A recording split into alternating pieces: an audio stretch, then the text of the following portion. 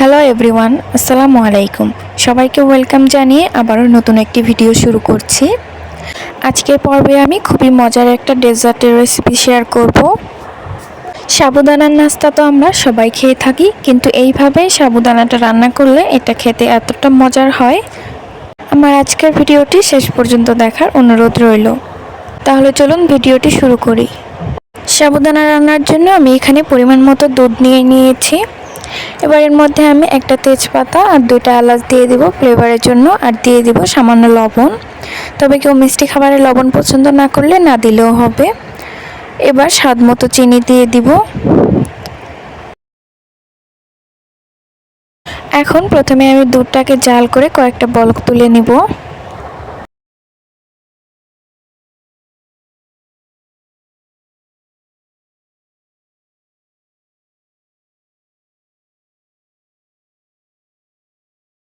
এই পর্যায়ে আমি এর মধ্যে দিয়ে দিব 3 টেবিল চামচের মতো গুঁড়া দুধ। গুঁড়া দুধটা দিয়ে ভালো করে মিশিয়ে নিব। গুঁড়া দুধটা দিয়ে কিছুক্ষণ জাল করার পর এর মধ্যে আমি দিয়ে দিব কর্নফ্লাওয়ার। কর্নফ্লাওয়ারটাকে আমি পানির সঙ্গে মিশিয়ে দিব, তা না হলে দলা পেকে যেতে পারে। তবে কেউ চাইলে এখানে কাস্টার্ড পাউডারটাও ব্যবহার করতে পারে। কর্নফ্লাওয়ারটা দিয়ে এবার এটাকে ভালো করে মিশিয়ে দুধটাকে ঘন করে নিব।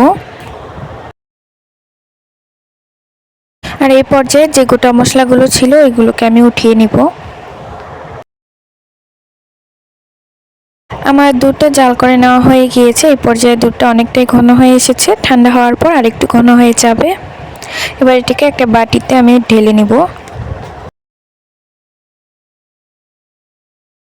এইবার আমি সাবুদানাটা সেদ্ধ করব। তার জন্য এখানে পরিমাণ মতো পানিতে সাবুদানা দিয়ে দিচ্ছি হাফ কাপের মতো, আর দিয়ে দিব চিনি গুঁড়া চাল।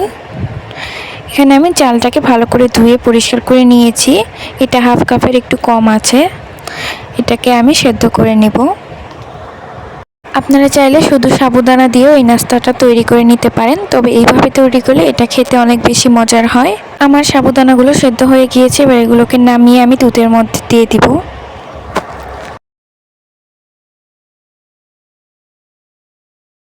এবার দুধের সঙ্গে সাবুদানাগুলোকে মিশিয়ে নিতে হবে। সবগুলো ভালো করে মিশিয়ে এবার এটাকে ঠান্ডা হওয়ার জন্য ফ্রিজে রেখে দিতে হবে। ঠান্ডা হওয়ার পর কিন্তু এটা অনেকটাই ঘন হয়ে আসবে। প্রায় 2 ঘন্টা পর আমি ফ্রিজ থেকে বের করে নিয়েছি। এবার এর মধ্যে আমি জেলো দিয়ে দিব। আর এই জেলো বানানোর রেসিপিটা আমার চ্যানেলে দেওয়া আছে, চাইলে দেখে নিতে পারেন। এখন জেলোর সঙ্গে সাবুদানাগুলোকে খুব ভালো করে মিশিয়ে নিতে হবে। তৈরি হয়ে গেল আমার মজাদার সাবুদানার ডেজার্ট। ভিডিওটি আপনাদের কাছে কেমন লাগলো অবশ্যই কমেন্টে জানাতে ভুলবেন না। ভিডিওটি ভালো লাগলে চ্যানেলটিকে সাবস্ক্রাইব করে পাশে থাকা বেল আইকনটি বাজিয়ে দিবেন।